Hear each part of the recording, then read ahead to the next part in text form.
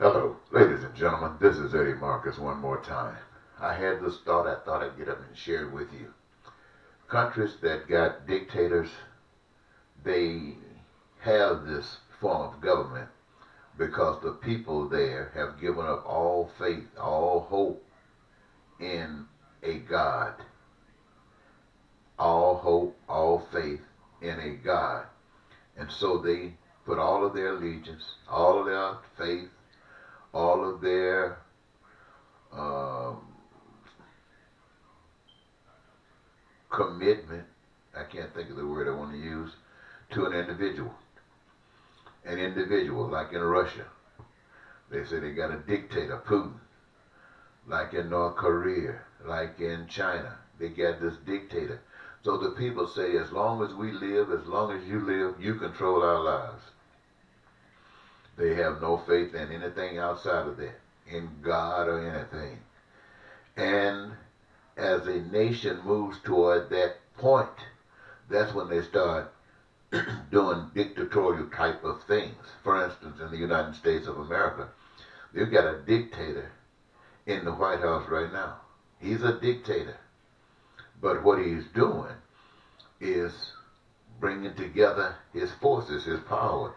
Like, for instance, right now, he has the he has the Republican Party. A dictator has already moved the Republican Party towards his direction. That means that these Republicans that's following him do not believe in God. That means all of the hate groups that follows him, the Ku Klux Klan, the white nationalists, the evangelicals, and the fundamentalist Christians, they don't believe in God anymore. They're believing in Trump. Their faith is in Trump, not in God. Now, you still got some Democrats who believe in God, but not enough to change anything, not enough to accomplish anything, not enough to do anything but what the Democrats wants to do. And that in itself is a form of idolatry, moving towards a dictatorship. So that means what's happening in America, we have said we're the most God-fearing nation on the face of the earth. Now we're recognizing that God is leaving America. The people in America are not having any faith in God. They don't care anything about God. Some still do, but the value of their caring is on the talking. Now, how can a person say they love God and say that God made the earth, all the stuff that's on it, including them, gave them some requirements for survival, put all the materials in the earth, or on the earth or above the earth, and the skills and ability within individuals of how to extract those resources, how to identify them, extract them, and use them for the various purposes that they are used for. Now, for them to accept that, they have to do different than what they're doing today. And if they accept that, they must accept the fact that every individual on earth benefits from what God has done.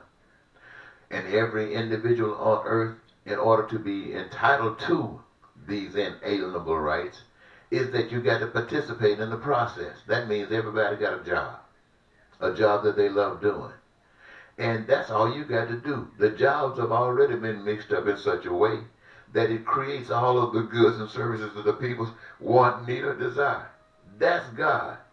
But nobody wants to believe that. Nobody will believe that. 3 different times I ran for president of the United States. You had Republicans talking about stuff. They gave us the World Trade Center. They gave us all the wars. They gave us Iraq. They gave us Afghanistan. They gave us Vietnam. They gave us World War I, World War II. They gave us all of this crap. And we still keep hanging on to that rather than hanging on to God. Now, those 3 times I ran for president, I told you exactly what I just got through telling you. Nobody was interested. Nobody. And then they end up bringing in a person that has no faith in anything other than themselves, calling themselves God. And the nation is backing them.